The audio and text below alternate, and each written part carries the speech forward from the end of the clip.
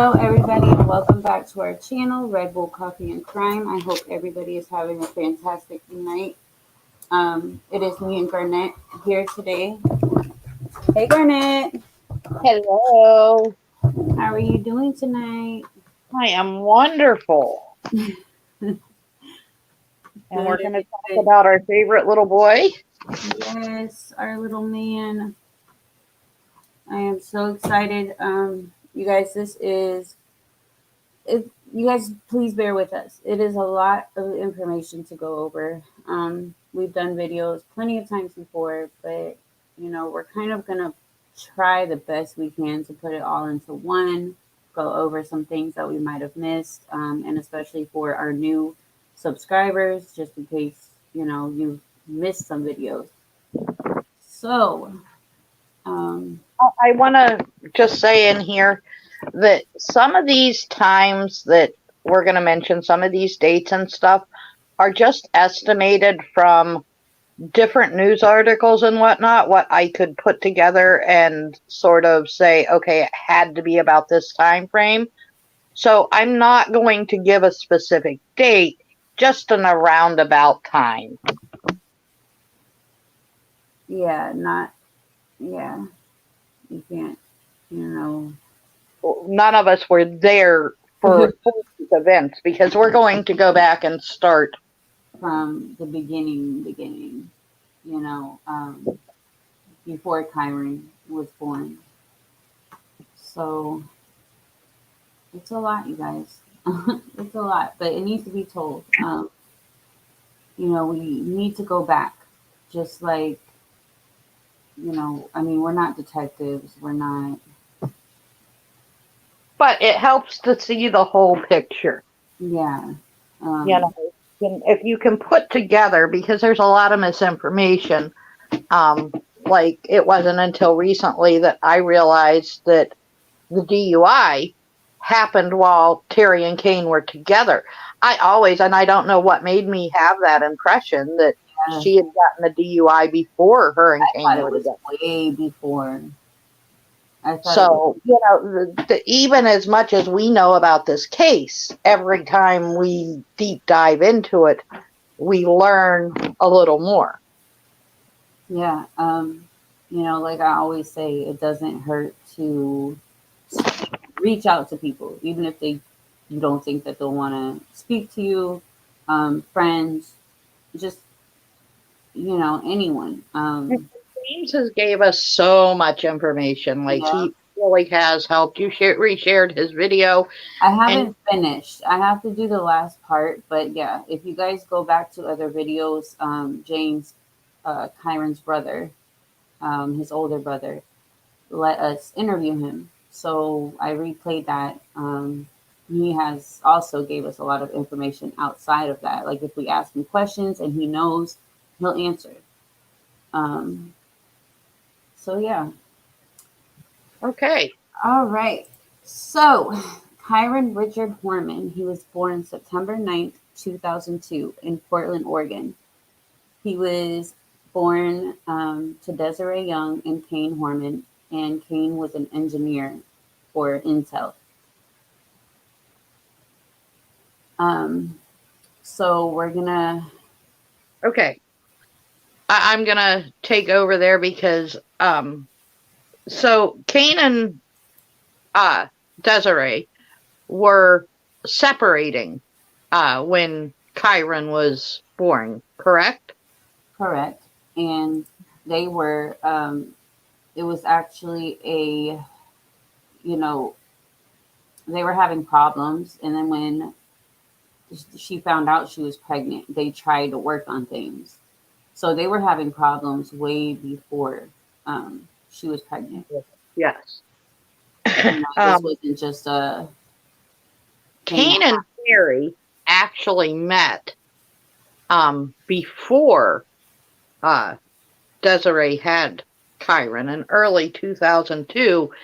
From my estimate, it had to have been about that time that they had somehow met. Yeah. So, we have them meeting in 2002, early 2002. Then you have Kane and Desiree splitting up probably around July or August. And then Desiree has Kyron on September 9th of 2002. Yeah. So she has Kyron. You guys, I'm looking at notes as we're going. Kind of everything spread over, but you know, at least you guys are getting information. In 2003, from 2000, from the time Kyron was born, they shared custody. Yeah. Now, from what I could find online, what would be sensible, and what I seen was that Terry had to have moved into Kane's home, I would say somewhere around December of 2002. Yeah. So that puts her into the home when Kyron's just what, Like 2 or 3 months old? yeah, he was a baby. And then they did the shared custody, and they started. Yeah, we had shared custody up until 2003, Mm-hmm. when Desiree goes to Canada. Hey, Sixth Sense, I'm glad to see you. Thank you for joining us. And Kane takes full custody of Kyron at that point. Yeah. You know, she goes to Canada. Terry is taking care of, you know, she had a teaching job. And from what I understand, you know, daycare, it's expensive, right? So, Yeah. so Kane's like, you know, you could just stay home and watch the kids. And that's what she did. So she was actually a teacher. And she had several awards. Am I correct? I'm not. I believe in what we had looked up, and it's been a while since I've looked at that. Mm-hmm. But in credentials, she was a legacy teacher. I remember that. Yep. Which means she did not have any serious strikes against her for anything school related, or else she couldn't have become a legacy teacher. Yeah, she in even interviews with like old, you know, coworkers said that she was a wonderful teacher. She was always good with the kids. So she gave up her dream job, and that's what she wanted to do. She wanted to raise Kyron and James. And just stay home. And eventually, you know, the baby. Yeah. So, yeah, Desiree goes to Canada. So Desiree comes back from Canada about 6 months later, and she moves to Medford with her parents. And she meets Tony Young shortly thereafter. And then she moves in with him. But that's 3 hours away from Kyron and her oldest son. Yeah. To a different marriage. So, you know, she had went away to Canada, and she comes back. She moves 3 hours away instead of trying to find something close to her children. Mm-hmm. So Kane and Terry organize visitation so that, you know, she gets to see the boys, and the other husband does as well. Yeah, so as we mentioned before, Terry was the main one that would drive Quentin and Kyron to go see her. yeah, And that's a far drive. I mean, it's a far drive, and she did that because she wanted Desiree in their lives. well, and she wanted to be sure that all these children were siblings. You know, there was no, and the way I see this home is a lot like mine. There's no half step. There's none of that. It's just your siblings. And from what I can see, what even the pictures and stuff that are on Terry's old Facebook, if you go into the photos, not just look through the timeline, actually open up her photos and look, you can see how she really worked on making sure the family was completely blended. Even as far as, tagging the step parents, the bio parents, and the other step parent on Desiree's oldest child. Mm-hmm. He absolutely tried to, from what I can see looking in, and it's always different when you're on the inside, but I gather that she really tried to keep everybody together. I mean, and I think for me that speaks a lot. Yes. You guys, if I was on my other Facebook, I have access to Terry's old Facebook. A lot of people can't get into it now. Um, for some reason, on my other Facebook, I could, and I can't get on my other Facebook. I don't know what happened, but I would love for you guys to just see it yourselves. You know how much she posted of all the kids. There was a lot of rumors going around that she only posted her daughter, and she had so many pictures of not just Kyron but also Quinn. So I'm trying to see Now, if I. at some point, we're up to Desiree coming back. It's late 2004. Sometime in 2005, Terry does get a DUI. She has James in the car. I don't know the details behind that DUI. I mean, DUIs are a funny thing. I've known a lot of people that have DUIs, and a DUI can be something as simple as falling asleep with the keys in the car, or something as severe as swerving and crossing yellow lines. She might have had one drink too many, or she might have had 10. I don't know. But that did happen. It was in 2005, and her and Kane were together. So, this wasn't something that decided that she needed. I just heard somebody the other day say that she needed an income. She was strapped because of that DUI. No, her and Kane had already been together, so none of that has to do with the DUI. And it's not on her background. Let me pull up her background, you guys, since we're into the whole, DUI. Hold on. You can keep going.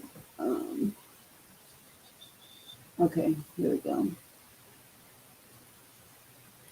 Can you see that? I'm on my phone, so no, I can't. But anybody that's on a computer, I'm sure can, or a bigger phone than mine. I got a crappy phone. Hey, Sarah. All right, so yeah, she doesn't have this is her background. You guys can go to anything and Pull it up for yourself. Like, it's there. It's public record. hold on, let me go. I don't know which way I'm supposed to go. Hold on. Oops, I stopped sharing. Okay, so here it goes.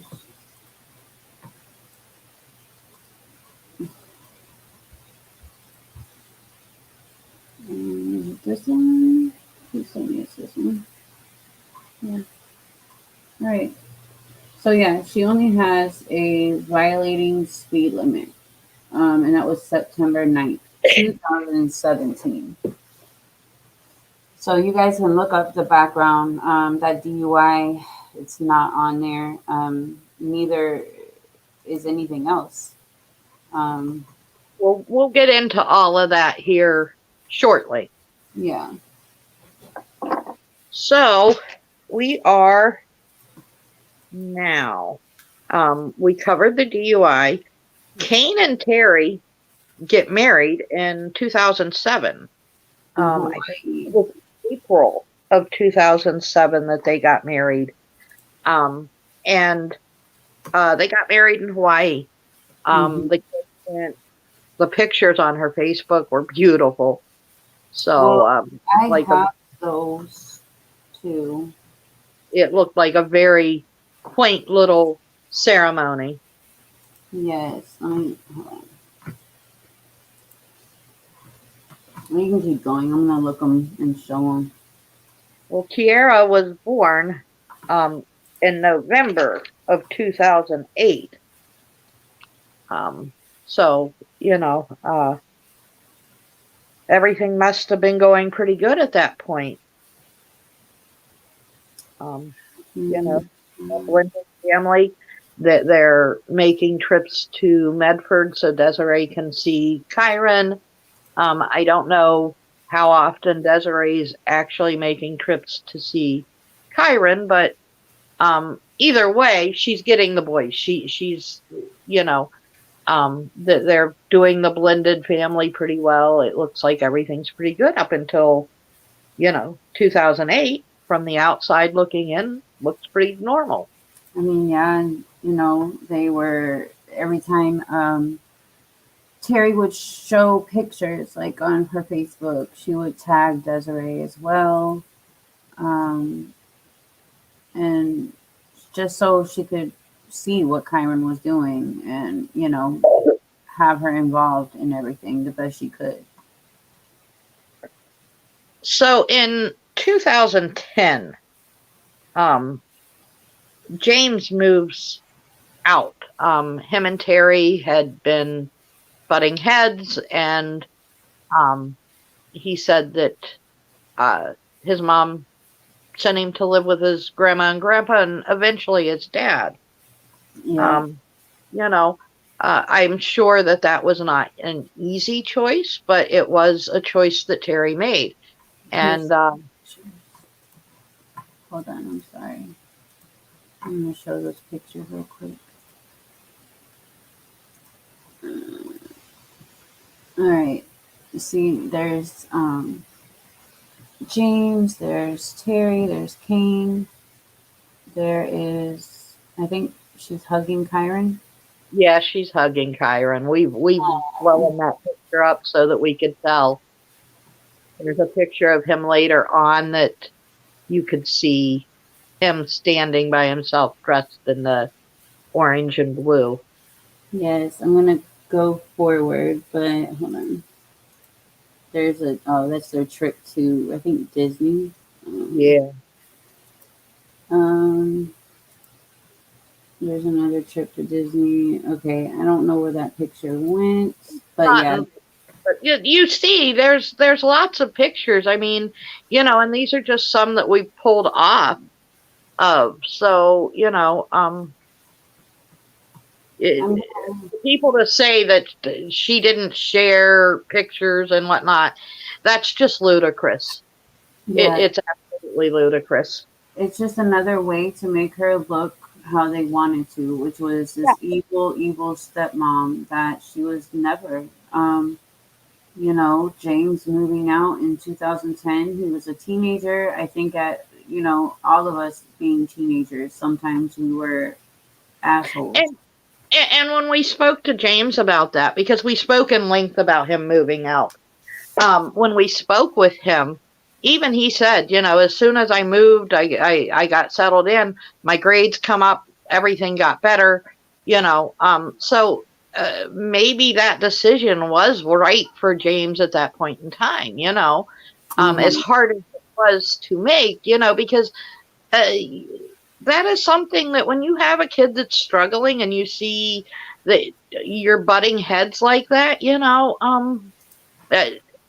if there's a better place, a better solution, then maybe that's what we need to do, and it looks to me like that's the choice she made, and anybody that's ever talked to James today knows that James is a very well-rounded, intelligent human being. I mean, like, he is a very respectful and down-to-earth.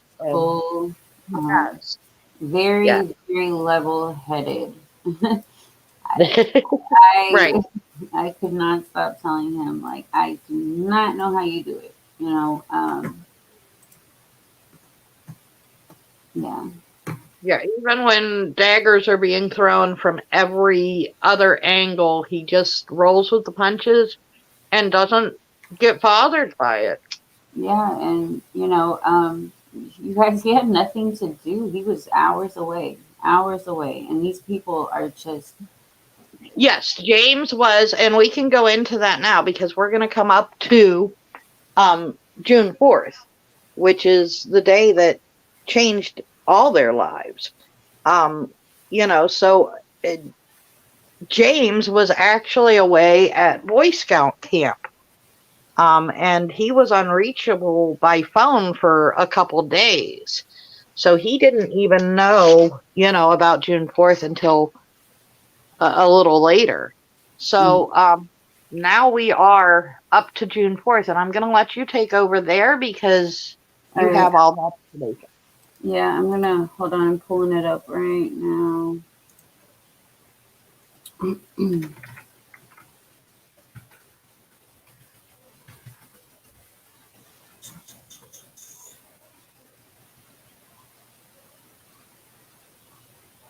I will get better at this, you guys. I promise. Okay. All right. So, share,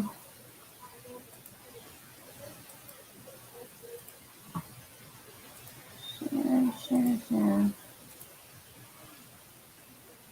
All right. So this is. I'm just gonna bring up the timeline that we have put together.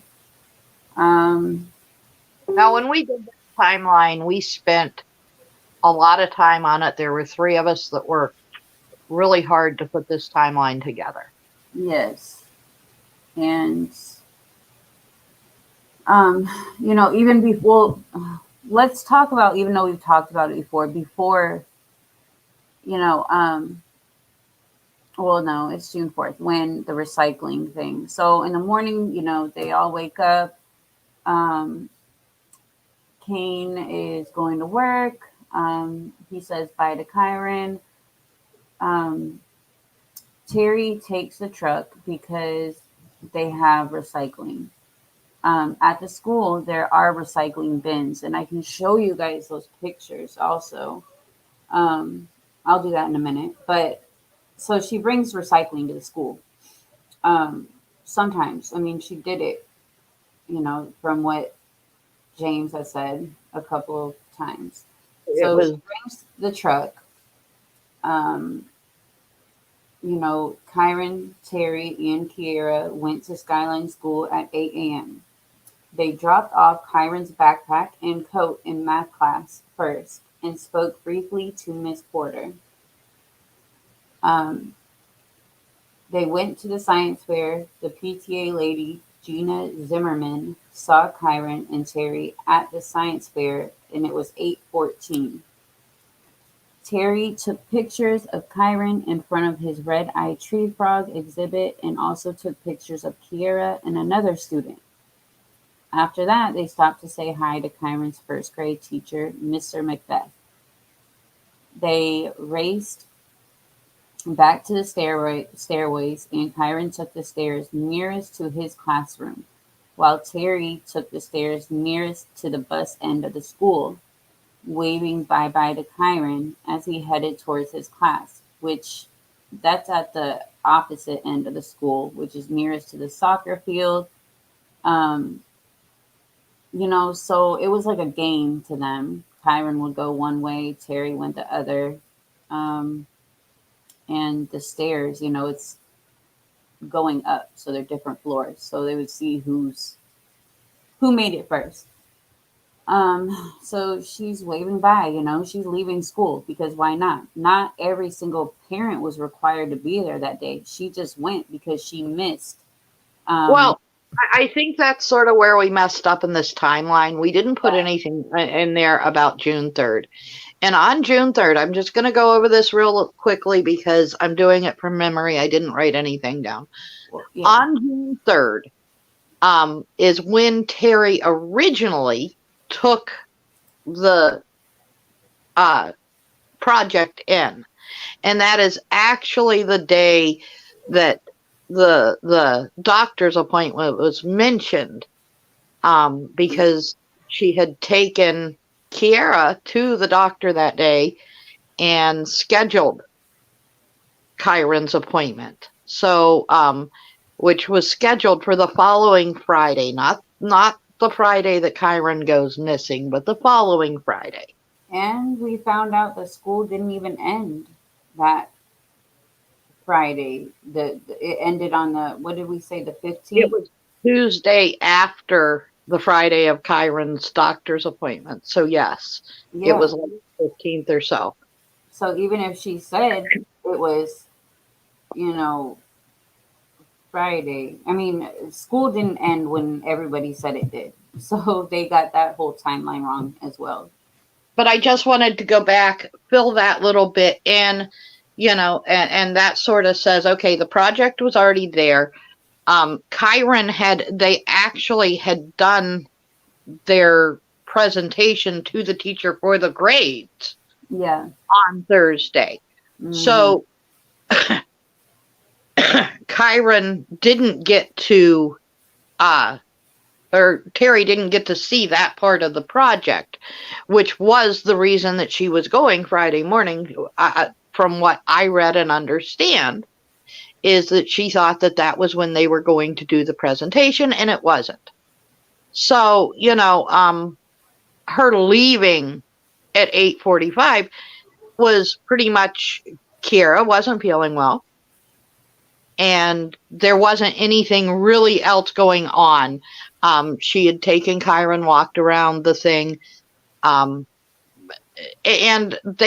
the kids were going to go back to homeroom, because now at 8:45 is when everybody should be going to homeroom on a normally scheduled day. Were they not going to divide into groups and look around the science fair in their groups, correct? Yeah. That's what they were going to go do. And it makes me think that when Kyron went into his classroom, he didn't see anyone there because, another Tanner later said that he saw Kyron at school around 9 walking down the hallway. He went to go see that electric slide project. That cool electric science project that he was going to see, yes. So it makes me think, okay, so wait, at 8:45 a.m., Terry and Kiara exited the school on the end nearest the buses, near the bus. See the pictures below. We'll show those. Another child, which was Tanner, stated that he saw Kyron at school around 9 a.m. So yeah, he was walking down the hallway. He says, "Hey, I'm gonna go take a look at this pool." Now, I want to fill this in, because when we did that timeline, we have since then learned that there was actually another child. Yeah.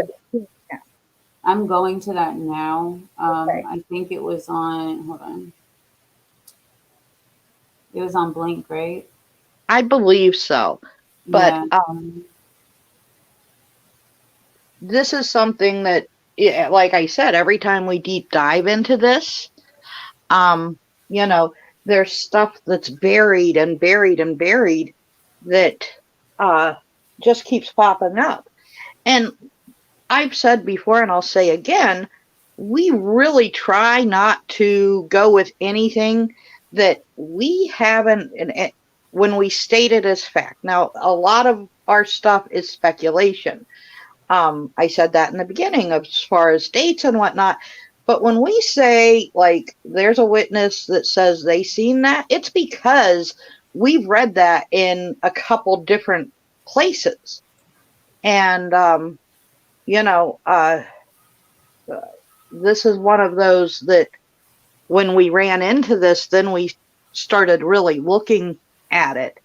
And I find it a credible source. Definitely. And then you have people, hold on. Let me pull this up real quick. Oh, that is so weird. Hold on. Well, we really don't have to show it. I know it's No, out no, there. no, but I want to show it. Hold I on. know, but I don't want to get hung up on. But hold on. No, I need. Hold on. I know we have it also in our messages. It's in the group. It's in our group too. Oh If yeah, we're let me go. on this. Let me Oh, go because it's gonna kill me if I don't show them. It's just gonna kill me. Um, actually, and there is no confirmation on this, but when we read this, we were like, "Oh my God, this is the electric science project that he was going to see." yeah, because we found it like before. Hold on. Is this it? Oh yeah. So he walked by. Okay. Share screen. Share screen. It's so annoying. All right. So his stepmother, Terry Horman, left at 8:45. Tanner Pumala, Kyron's classmate, said he last saw his friend at about the same time, but we find out later it's about 9 when Kyron told him he was headed to look at another student science project. He walked by the hallway and I'm like, "Hi, Kyron." And he's like, "Hi, I'm going to see this cool one. It's electric." I'm like, "All right, bye." And that's the last time I saw him, Tanner said. He never did make it back to class. So after we read that, we were like, okay, so where is this electric slide? Like, who else could have saw him? And we ended up finding the person. Oh, why can't I find it? Are you sure I posted it in group? I thought you did. Like I said, it's one of those things that I am confident in stating that I did research on it myself. I will find a link for it and we will put it up if it's not up in group already. But Yeah, because it's going to drive me nuts. this is a 7th grade boy, and from my memory, as I said, we will find the link. From my memory, the boy said that Kyron had come up. He was laughing and having a good time with his friends. Yeah. That he did not see Terry with him, and this was shortly after 9 that he seen Kyron. He also said there was a white truck in the parking lot, and by all facts of anything that I can find, there is no way that Terry took her truck into that parking lot that day. That her truck was not in that parking lot. It wasn't ever looked at as being in the parking lot. So I'm not sure whose white truck this child seen. But like I said, I do remember he was a 7th grader, and Hold on. I have to find it. I have to find it. Why? Okay, you know what? Yeah, we'll drop it in the comment section. Like, we'll leave a link because I definitely you all really need to see this. And when you put the connection together, you're like, oh my gosh! So this is now not one student, but another student, along with other witnesses. So let me go back to the timeline. Dang, Facebook. Facebook. Okay, timeline. All right. All right, so share this. This is really annoying. Okay, so when they left, Kira and Terry left for the Fred Meyer store on Southwest Embry Drive. The receipt from there was at 9:12 a.m. The medicine was not available at that store due to a recall on children's Tylenol. Now, guys, when you look this up, you will see that there was a recall around that time. Um, Terry was looking for some that was not a part of the recall. After leaving the Southwest Embry Drive Fred Meyer, Terry went to the Walker Road Fred Meyer and did find the untainted children's Tylenol. She ran into Andrea L. at Fred Meyer, shared pictures of Kyron with her 9:30 to 10. Now, this lady, um, she didn't. She said at first, right, that there was nothing wrong, like Yeah, yeah. with Like her. she said that she didn't think anything was odd until after she seen that he was missing, and Yeah, that's but when she kind of ran with what everybody else was going to, like, oh yeah, like she was odd. Why would she show, um, I truly believe that happens a lot in this case. uh-huh. Like public opinion, what the the police and the bio parents want out there, what the Yeah. media helped portray. I think a lot of that plays into the entire case. And the reason that he is not here today, the reason that we don't have answers. All right, so Magic Dry Cleaners is in the same block as the Walker Road Fred Meyer, was in the cleaners just before 10 a.m. She even parked in front of the window, and the owner confirmed it took 1 to 2 minutes.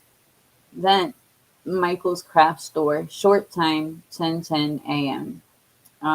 She drove via Highway 30 after leaving Michael's. Phone call 10:39, marked on a map, as she drove towards Cornelius Pass Road, turned left to drive on the rural roads to soothe the baby, then headed back to 24-hour fitness to arrive there by 11:39 a.m. as Kiera had calmed down. Now, you guys, I do want to say that when somebody has a specific um, routine that they do every single day, especially if it's working out, if it's anything, like that, they try their best to go and do those things. Now, having a child with an earache, I have 8 kids in Garnett. I don't know if you've ever drove any of your Oh children my around. God, yes. Yeah, Yes. it's not unusual. It's I soon have as sat in a car and let my baby sleep yeah, because I right, didn't want a chance taking them out. We'd been up for a day and a half, and I just need some sleep too. right. I I think mean, we've all done that. It's and then you don't want to get them out of the car because you're like, as soon as you move that car seat, or they're just gonna be screaming. So, sleep in the car with them. Um, but it's not unusual, guys. It's not. I no, promise. you run your errands, you do what you have to do, and for Terry, this is really part of their regimen. I mean, and it's not just Terry. This is like Pain. her and James' thing. Yeah. They're really gym oriented, and they take their physical fitness to that level, and there's a lot of people that do. I mean, it's 11 degrees out here. I've got a little old lady that's probably 80, and she's out running today. Uh, that's dedication. It And that definitely is. It could not be me, but more power to you, because exactly, that's what I'm saying.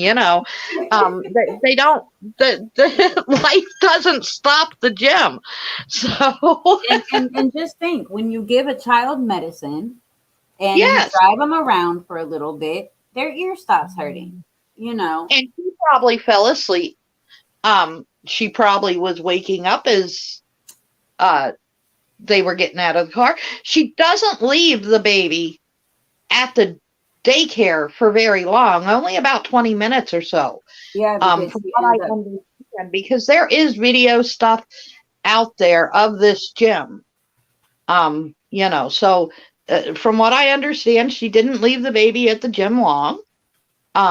She or at the daycare long. She does her routine, goes and picks up the baby, and talks to a few people that she's acquaintances with there.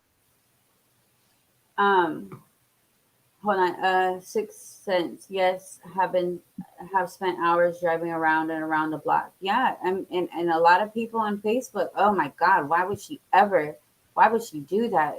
Because that's what us parents do. Anything to calm a baby that is, upset, At least irritated. until the meds can kick in. Yeah. Minnie, thank you for joining us, Minnie. She says, poor little Kyron. I think about him so often. I post about him very frequently on my Facebook. Good, Minnie. Please keep doing that. We need everybody to share and share and share. We'll get to, that in a little bit, but that's what we need people to do for Kyron. Sharing his age progression, everything, just it helps. Now, so we are at. So we're at. Okay, so she got to the 24-hour fitness to arrive there. She arrived at 11:39 a.m. as Kiera had calmed down. 11:39 checked in, and baby spent part of that in the daycare and part with Terry, as she didn't want to risk her getting too fussy in daycare. She spoke to ladies in the gym for 10 to 20 minutes while at that time she had Kitty in her arms. Then she left at 12:20. She was home around 12:40. It's 11-mile drive. 1:21. She uploaded 9 pictures of the science fair to the computer of Kyron Science Fair, Curtis, Kiera. So it wasn't just that picture of Kyron, you guys, that everybody thinks it was. She had 9 pictures, and they were of Curtis, Kiera, Kyron, the science fair. Yeah, so it's not just this one random picture. I mean, even if it was, you guys see how much I post my kids and their awards. Like, Right. I do that as soon as I get them. I'm like proud of it. So I don't see anything unusual with that. 1:30 to 2 o'clock, it's an estimate. Kane arrived home, showered, and he ate something. At 3:30, they went to the bus stop. No Kyron. Bus driver said Kyron didn't board the bus. The bus driver allowed Terry to use his phone to call the school secretary, and then she noticed he had been marked absent at 10 a.m. that day. Class began at 10 a.m. that day. So Garnett had brought up something very, very interesting about the bus driver. Do you want to kind of I do, because the bus drivers like that is my thing right now. In the book that Desiree put out, they claim that the bus driver seen Terry leave with Kyron. Now, by everything that I can gather, because they won't answer direct questions. You guys, but while you're here, please give this video a thumbs up as well. We really appreciate it. Sorry, Garnett. What I've understood and been able to grasp from the questions that I've seen answered, it was the bus driver that would normally take Kyron. The same bus driver drove morning and night. So this bus driver sees her take Kyron. And then when he shows up and Kyron's not on the bus, he doesn't have any questions. Like, he's just going to take the fall for this. Because as a bus driver, I'm responsible for your child. Now, you're going to come at me and say, hey, where's my child? I'm going to come back at you and say, well, I seen you leave with him. Did you take him back to school? He didn't get on the bus. I'm not just going to be like, oh, yeah, here, use the cell phone and call the school. I'm going to be like, wait, I seen you leave with him this morning. Did you take him back? I'm at least going to try to get that heat off of me, because in that moment, that's what I'm thinking. Oh my God, I've lost a child. Yeah, that's right. That's very, very true. I would do the same thing. Like, I No. saw you leave. Just in that heat of the moment, I'd be like, but I seen you leave with him. Did you take him back? How is he missing?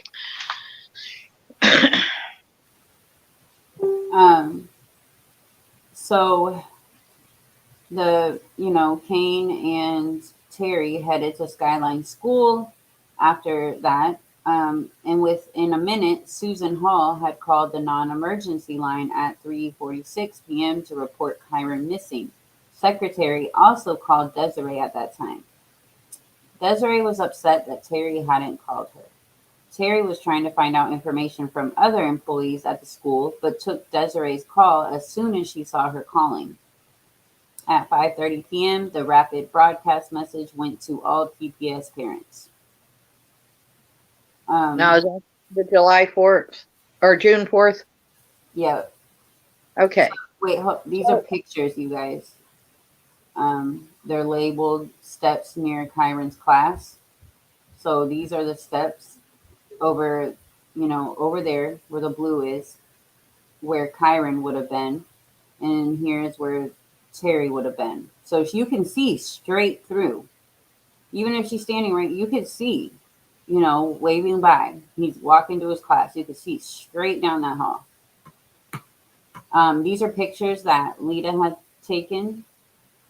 She went to the school and took them for us.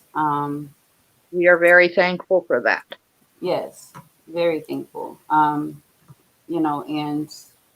again, you can see straight down the hallway. There's many rumors going around that she couldn't have seen him because there's a little thing in the way. There's nothing in the way. It's a straight shot.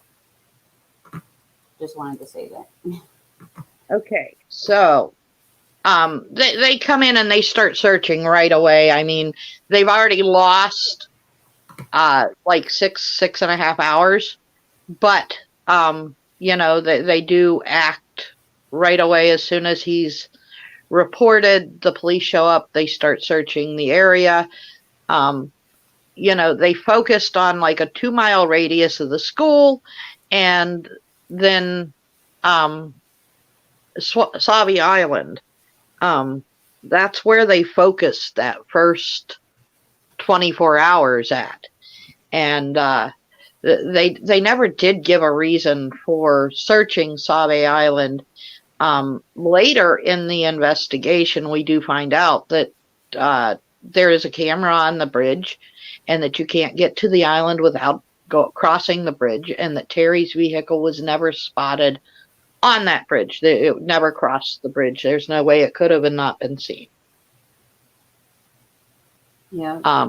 So then we're going to say at some time before June 9th, James comes back and is with his family while all of this tragedy is going on. On June 9th of 2010, the family released the first statements, and the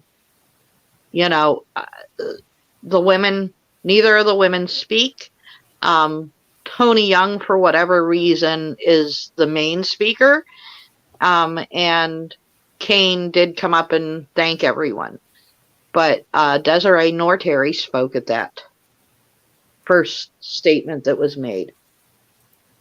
On June 12th, they researched the school area with over 300 trained rescuers. The search for Kyron was the largest in Oregon history.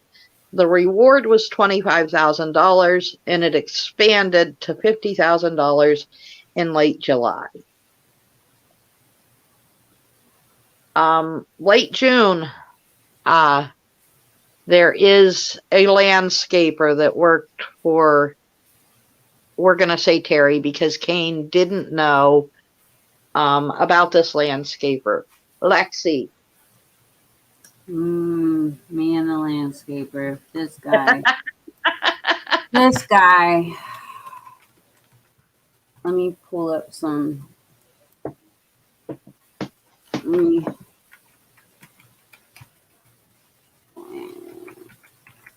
This guy.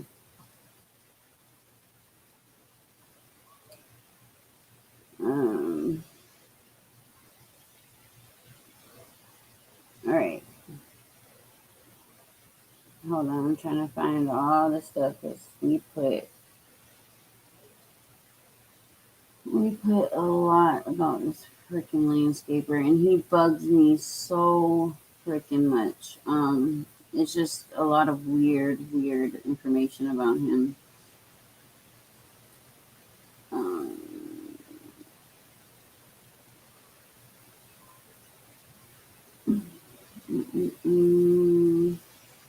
So you have his court papers right here. Hold on. Shit.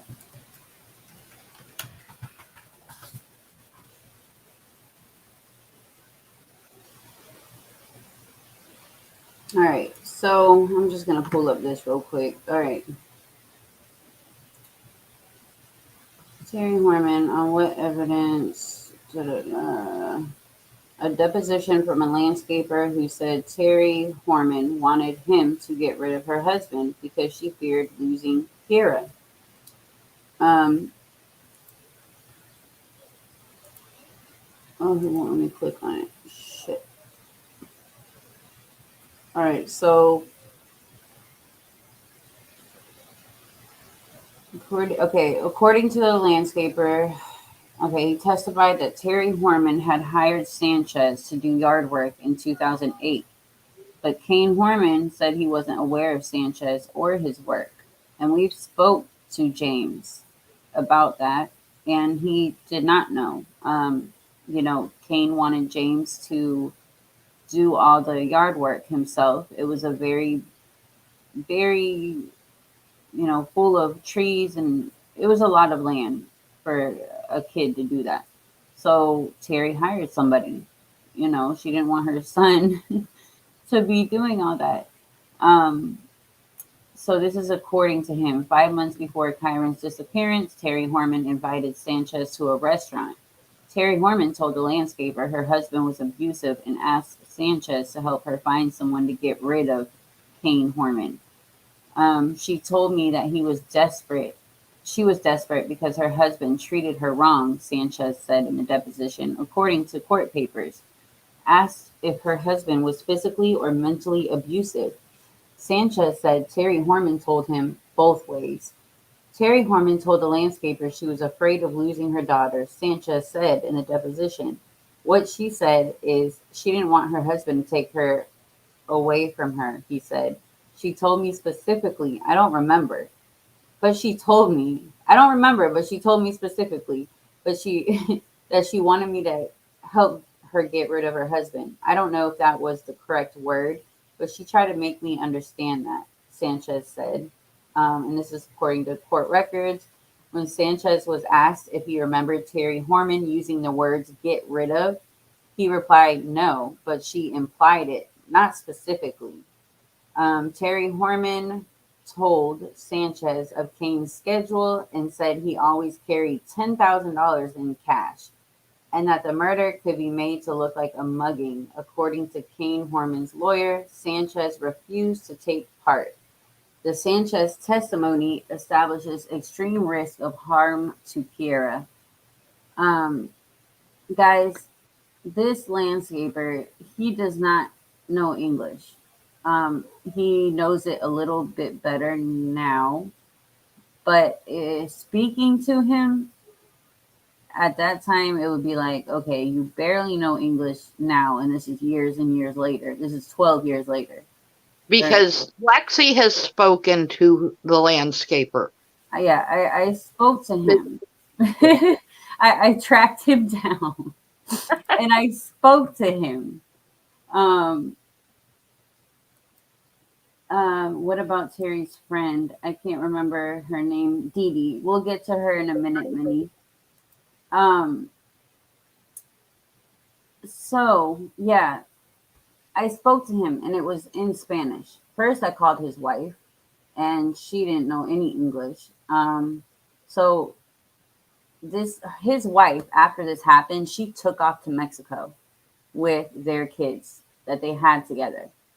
Now, the one that I spoke with on the phone, they had the same name. I'm not sure if she came back. So I asked her for his number and she gave it to me. So when I called, he's speaking Spanish and then I'm speaking English, but doesn't really understand it. So I just started speaking in Spanish.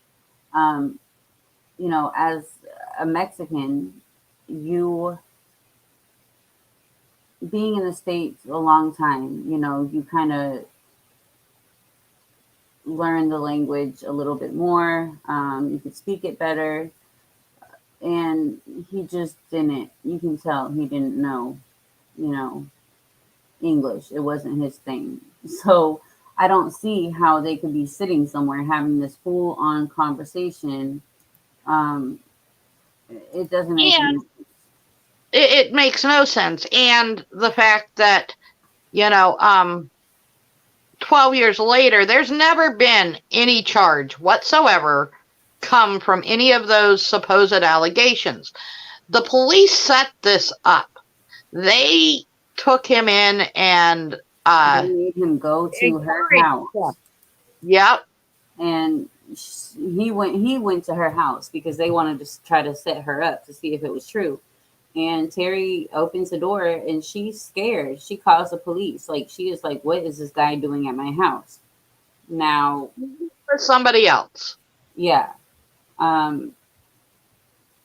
So Because there is a story out there that he tried to come on to Terry in some way, and that Terry refused his advances, and that this could possibly. Yeah. Go ahead. Sorry. That's all right. I was just throwing that part in there. Yeah, I mean, she had, Kitty in her hands and he was trying to hit on her. And, my thing is, this guy has connections to Mexico. Mexicans are very, very, very jealous. They're very territorial. Um, could this guy has from what I know or what I've seen, it sounds like he's had an abusive, past. His wife left with his kids. What did she leave to Mexico so quick for? Um, I don't know. I don't know why she got up with her kids and left to Mexico. But could he have gotten so mad and he just wanted revenge? He knew where she would be. Um, Didn't he have something to do with the school as well? yeah, Did he he worked. He worked for the school at one point. I'll have to pull that up because it's been a while since we looked at that. Because of the inconclusive of Sanchez. But yeah, he did work for the school district and that school at one point as well. So could he have known that day? I mean, it was the same science fair every year. Could he have followed her there? And it was on a billboard out front. It wasn't a secret. Yeah. There's many, this guy is just, I don't know. I hear all the time that we will put information out, but we don't give any possibility. We've got an entire list of people that we think could be, but we're not police. All we can do is throw out theories and, focusing on those theories isn't spreading the facts that we're trying to spread. So, that's sort of what today is about. It's about sticking to what we do know. And, during the trip between the school and the gym, as a matter of being thorough, was searching that route done.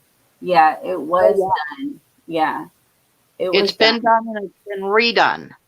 The landscaper that said Terry was looking for a hit on Kane. Yes. You know, that was what he had said, that she tried to hire him.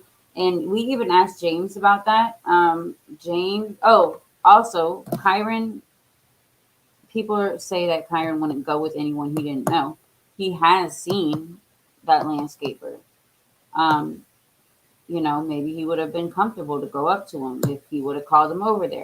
Also, James said that, didn't he mention in the interview that Kane never carried cash around? Yes, yes, because I specifically asked that question. Yeah. He said Kane never carried cash like that around. That none of that even fit Kane's description at all. Like Um, none of it could have made any sense. yeah, and she wasn't charged, you guys. She wasn't charged. If it She was, wasn't charged. 12 years, she wasn't charged. That's pretty evident that something fell apart in that story. what does Terry think happened to Kyron? I do not know, but I do know that James feels like it's trafficking because he stated that in the interview. There's a lot of trafficking that goes on in that in Oregon, all over. Um, I've just had suspicions about Terry for all these years. A lot of people do, Minnie. A lot of people do, but that's why we are here. Um, We are in no way saying that Terry couldn't have done this. yeah, I don't know whether Terry did this or not. All I know is that in 12 years we have no results, and I feel 100% that the only people we've ever really looked at is Terry and Dede, and that's an injustice to and Kyron. yes, that hasn't done anything in 12 years, you guys. What about all these people? 300 plus people in that school that day. Doors were not locked, people in and out. Could this have been a Just random, yeah, you know, anything, if anything you could have look at the missing children in and around Portland, Oh my it gosh. shocking. Like we've Yes. discussed, we could do a case a day just out of the missing children in Portland. There is a lot, you guys. I used to run an HVAC company, and many of my Mexican employees could speak English pretty good, but caught them acting as though they didn't know English when it was convenient for them. That's very true. I know a lot of us do, but when I spoke to him, he knew that I knew Spanish. So that's, And let's be called under the yeah, original. Go ahead. it was to hire him. It was to hire him. It wasn't so he didn't know, this was about business. This was I need, my lawn done. Um and somebody that is in a business like that and they think that you only know, English at first, because I spoke in English at first. And that kind of person that wants that business, you would think that he would keep going with that, right? Right. It's definitely that gave me a whole lot more. It would have been different if you'd have called asking questions about Kyron. You called asking for him to do a job, and he didn't know English well enough for you to communicate wholly without speaking Spanish. Yeah, and that's business. Like you don't want to miss out on any kind of business. Exactly. I get what he's saying. I absolutely Oh do. yeah, But definitely. I definitely believe that this guy really has a language barrier. Mhm. Um wouldn't he be 19 now? I think his B day is September 9th. He would be 20. 20 years old. And you guys, we've if you're new here, we have a Kyron Horman group where we have gotten tips and we've turned them into Ellie.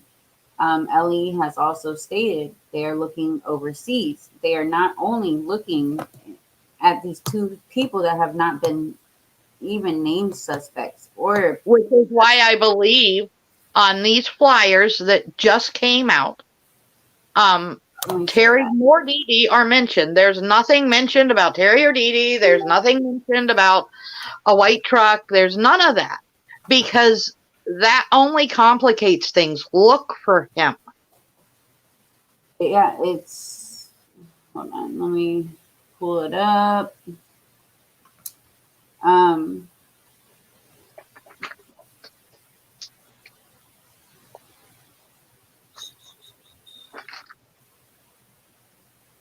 All right, I'm going to say this. We are at an hour and 5 minutes, Lexi. I'm going to leave this up to you. I still have 2.5 pages of timeline just to bring us up to 2016. Oh my gosh. So either we can end it at an hour and 6 minutes, and with Kane filing for divorce and restraining order on June 28th and taking Kiera and moving out, or we can keep going. What do you guys say? I'm trying to look for this age progression. We posted it on group to make it known, because it was the one on the FBI website, or the You keep working. We'll see what these people, what our viewers here want to do. we have a lot of information, you guys. And I try not to ramble on past an hour, just because I don't want people to get bored with hearing our voices. You know, this is very important, and I want everybody to have as many of the facts as I can get out there. Like I said, I don't know who did this, and I'm telling you right now, today, if they would come and say Terry and Dede did this and we've got evidence and here's Kyron's body, I'm going to jump up and down the same way I will if they find Kyron alive. And, well, I'm going to jump up and down harder if they find him alive. I'm just... Dan said he spoke English fine to Terry, though. No, that's what we're saying. You know, for him to supposedly speak to her about hiring him to, you know, kill somebody.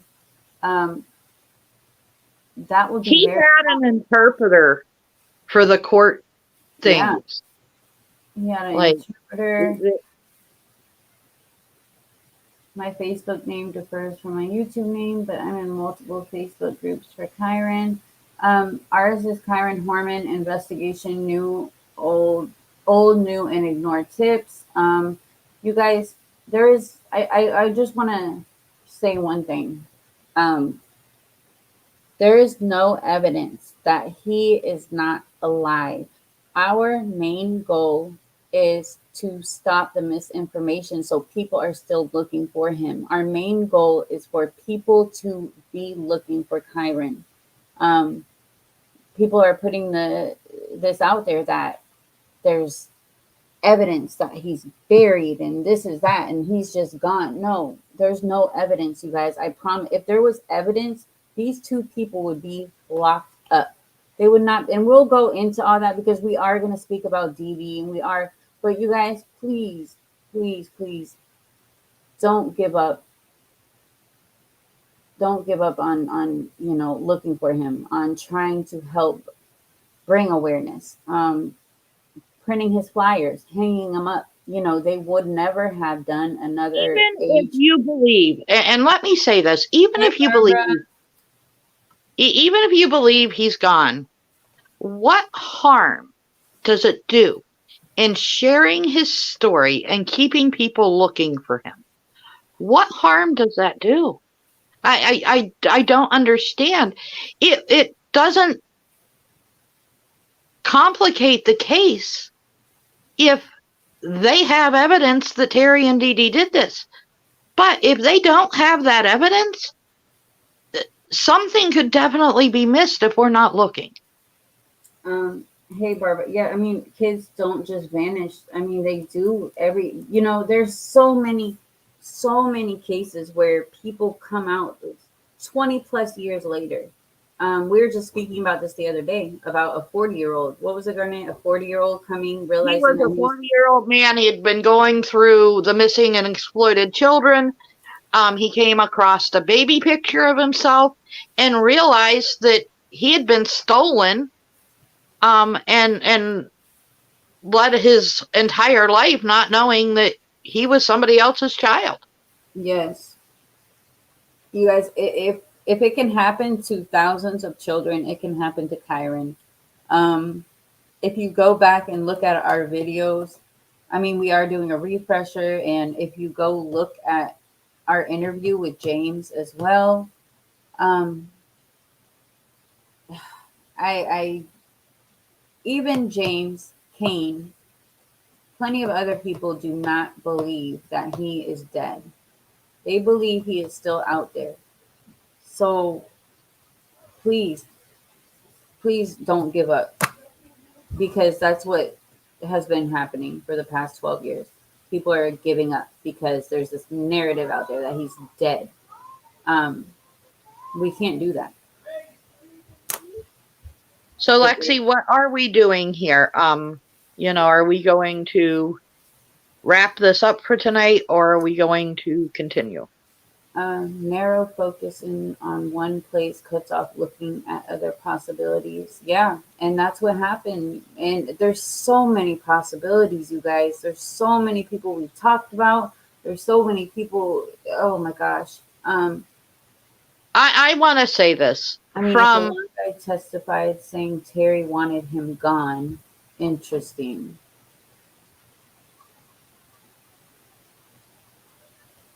Yeah. Dan, once again, this is a guy that doesn't speak English well, and the police are really using him. As soon as he showed up at Terry's house, the first thing she does is call the police. Now, if you hired this man to kill somebody and he shows up at your door, to me, the first thing I'm doing is probably not calling the police. right. I'm probably going to try not to have the police there because, I hired you to, I wanted you to kill my husband. Let's not call the police. But that's the first thing Terry did. Everybody is so hard on the way Terry handles, and Terry lies about everything. You know what? I haven't found a whole lot of lies.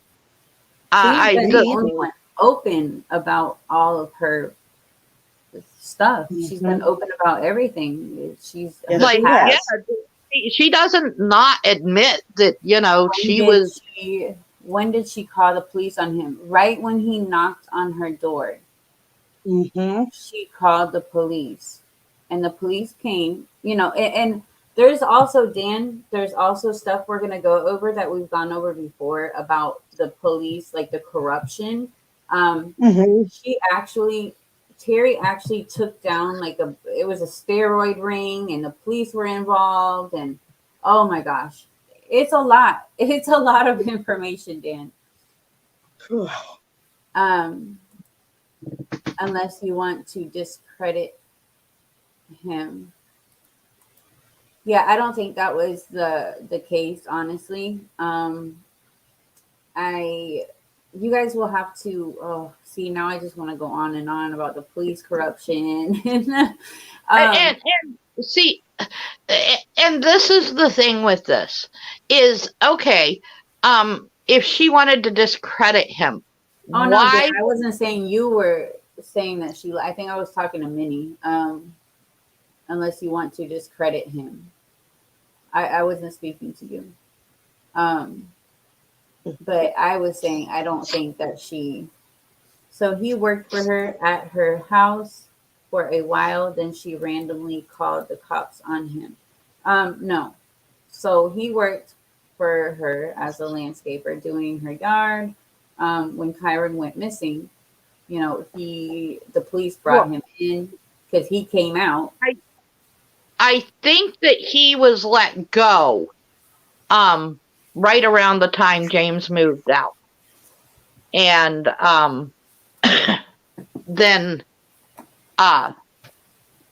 he showed up in the middle of the night. I mean, it's late evening that he shows up with another man who was an undercover policeman, because they were trying to set her up with this sting. Mm-hmm. So he showed up with another man. Now she's scared of him. Why are you here with some other person? What are you going to do? You know, you don't belong here. So she called the police. I mean, and that's what I would have done. I'm at home alone Me with my too. child. Hey, Barbara. Hey, Lexi. Hey, Garnett. I been Hello. missing y'all guys. Yes. I don't know what's wrong with the notifications on YouTube, but I think they're messed up because I haven't gotten no notification when y'all were live. It's been happening a lot lately, especially. Technology. I know. Okay, hold on. Hold on. Oh, sorry. I want to. What were you saying about Garnett? About what were you just? I don't even know. That's All right. Wait, So Rudy Sanchez.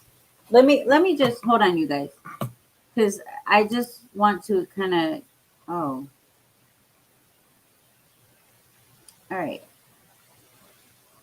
Before we go, I promise, because Garnett does not like when we're long. I don't either, because it kind of.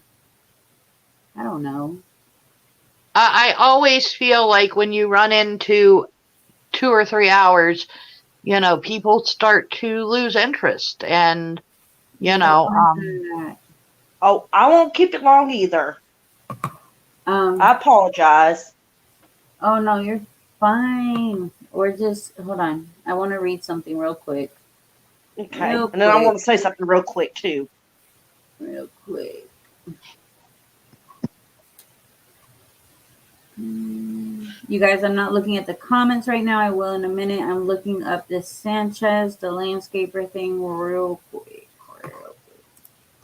Okay. Because if you guys join our group, we have a lot of stuff that we've talked about him. He's literally even.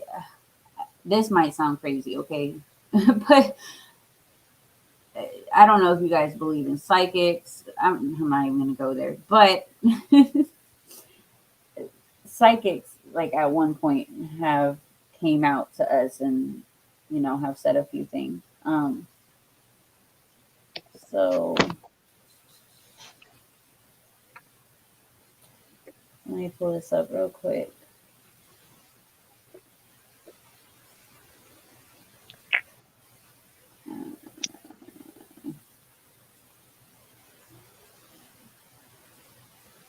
Where is it? Well, you guys can talk while I'm looking for this. Yeah, Barbara, what was it that you wanted to say? I wanted to say real quick that y'all do an amazing job. Y'all are about finding Kyron. Y'all haven't everyone seen y'all put false stuff on your group page.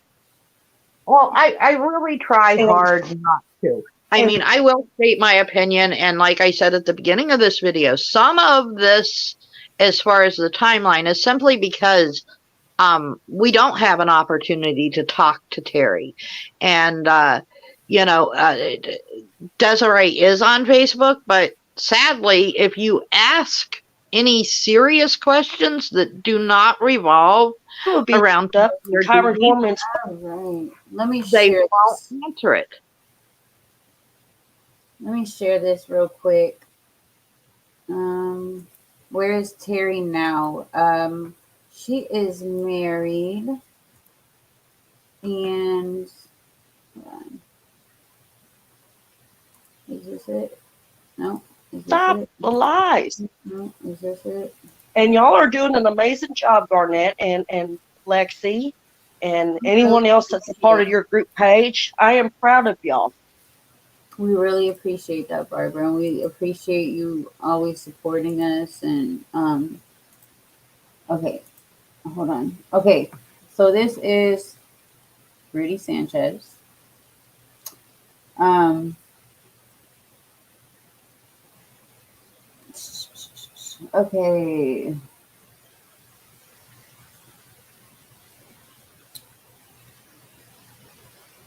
Rudy While you're Sanchez, since 2008, has told MCSO that Terry Horman attempted to hire him in a murder for hire plot against her husband Kane.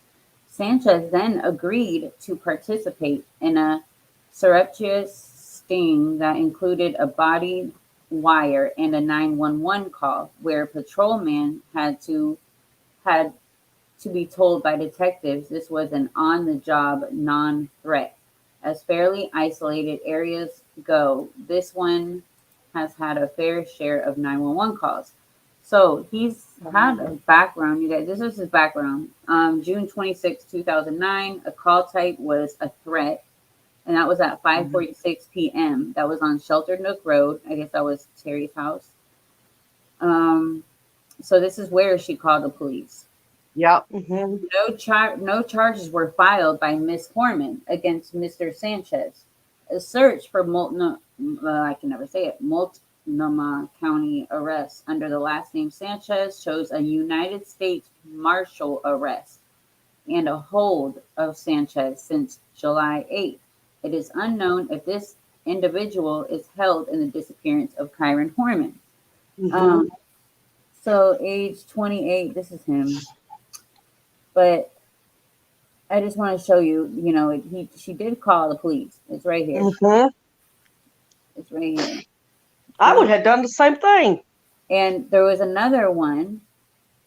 Now I want to Ooh, say wait, something. hold on, Garnett. There is 3. Ooh. June 26, 2010, call type threat. June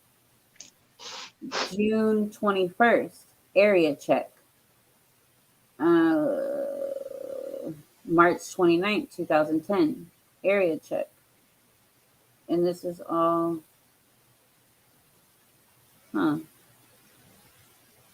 Yeah, I knew all of that. I would love to be able to get the 911 calls.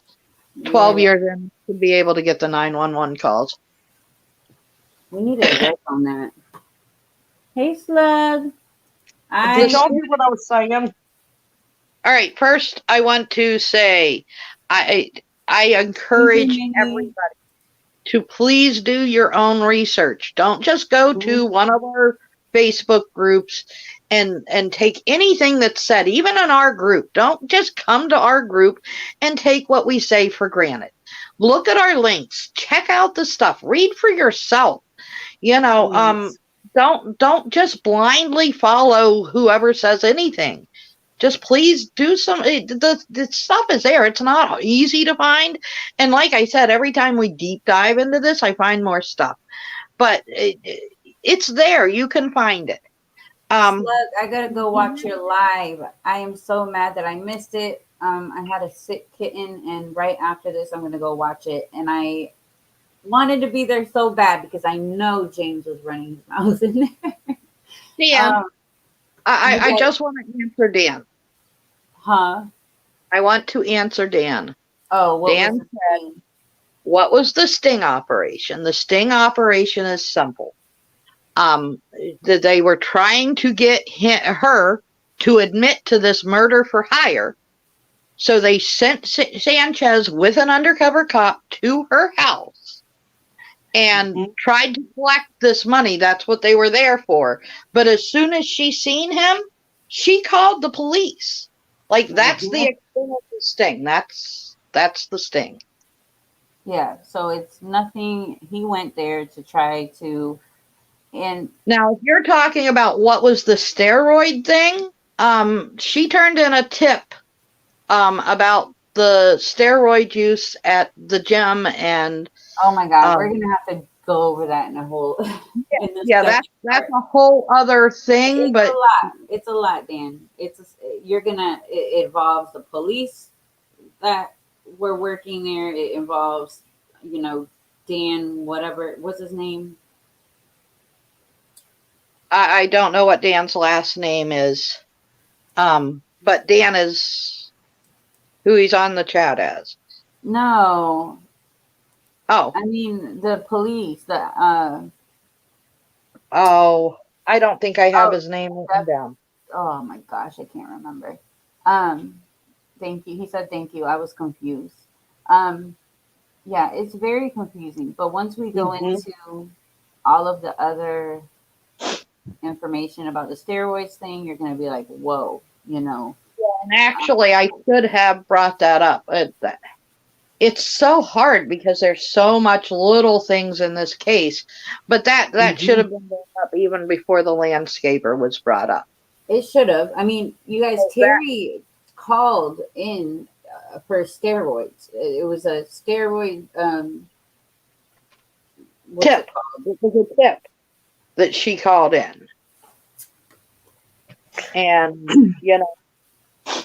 there were people that went down in that, This was before Kyron went missing, you guys. and only a few months before Kyron went missing.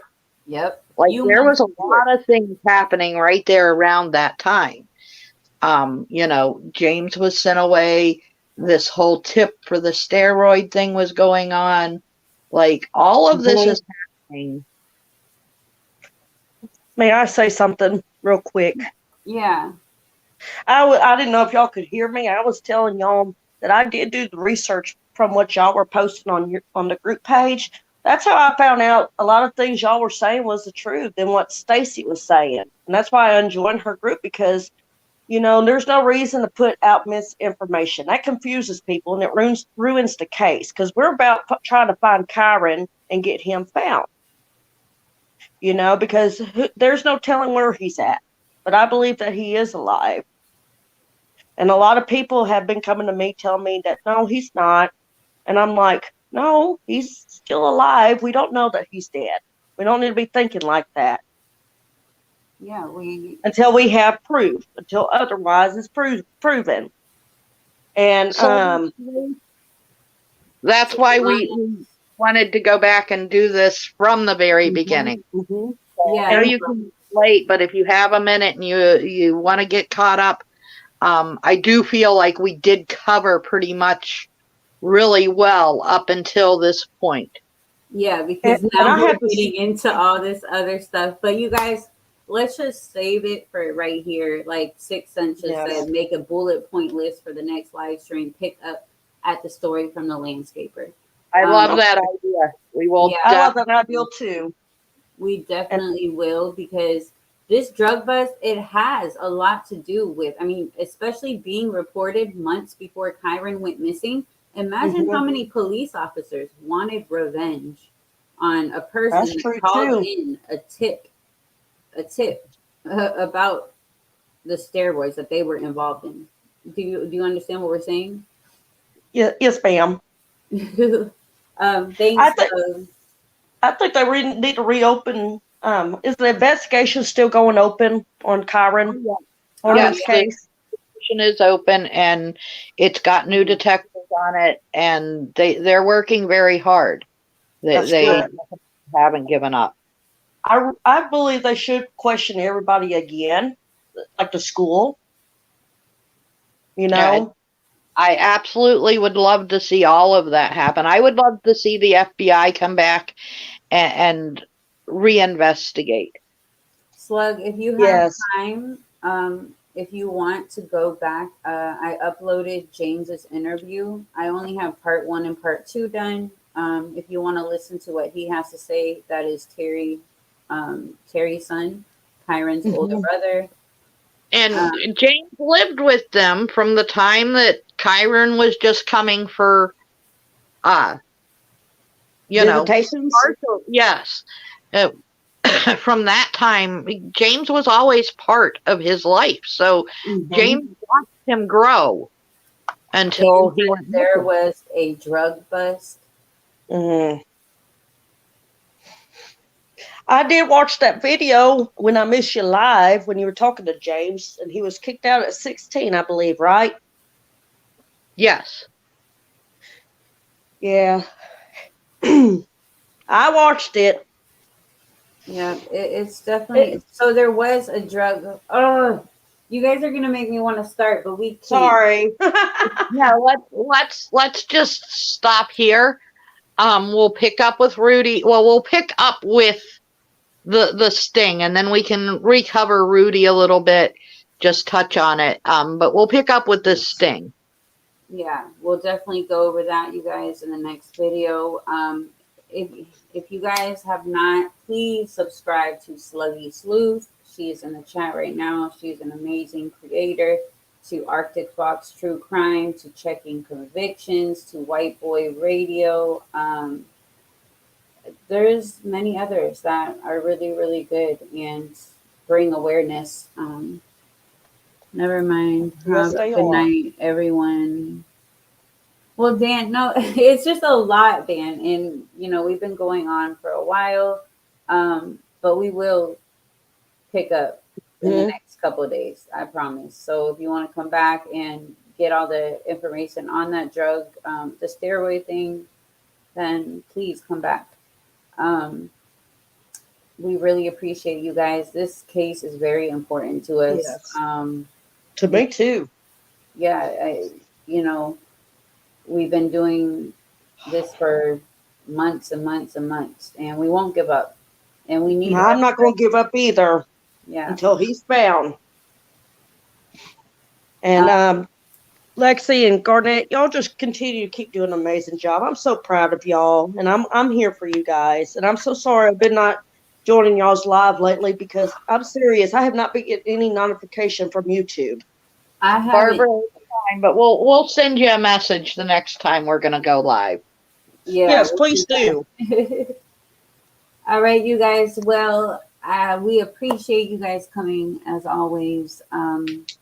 Please say a prayer for Kyron that he I sure returns. will. I always pray for him. Yes, let's make sure we're praying, and just don't give up. Thank you I'm guys not. for joining. Good night to all of you guys. Good night. Good night. Good night.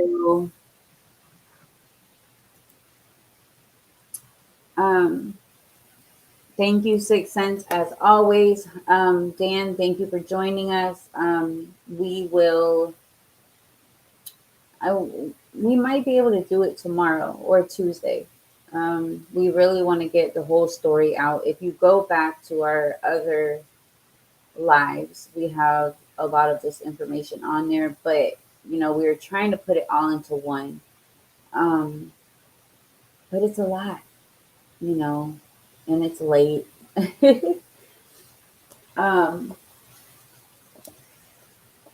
Yes, pray for Kyron. And another thing, the age progression photos that are out there, the police put them there for a reason. You know, they've even told us, please push this on your group members. We've done different, not activities, but different stuff in Kyron's name to get members to print out those flyers and hang them up. It doesn't matter what state, what country you're in. He could be anywhere. So yeah, just remember to say a prayer, and thank you guys so much for listening. Go check out Sluggy. I'm about to go look at your live right now because I am so upset that I missed it. So upset. And I appreciate you for coming by as well. Good night, you guys. Have a good one. Be safe.